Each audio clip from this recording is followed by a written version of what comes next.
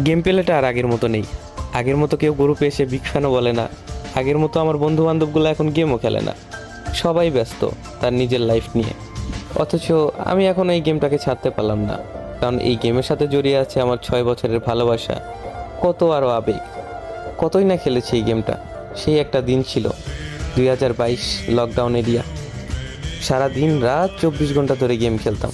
কতই না বকা শুনেছি আম্মুর হাতে। তারপরেও এই গেমটা ছাড়তে পারিনি।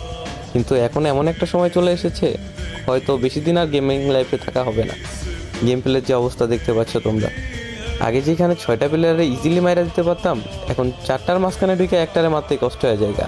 আর এই কথাগুলো আমি এখন কেন বলতেছি তোমরা অনেকেই বুঝবা না, কারণ তোমরা কিছু কিছু নতুন প্লেয়ার আছো যারা এইগুলাকে জাস্ট মজা হিসাবে নিবা। কিন্তু ওল্ড প্লেয়ার যারা আছে, যারা তাদের গেম প্লে হারাইছে, তারা অবশ্যই আমার এই বেদনাটা বুঝবে। তারা আমার কষ্ট বুঝবে, কারণ তারা জানে একটা প্লেয়ারের গেম প্লে ডাউন হলে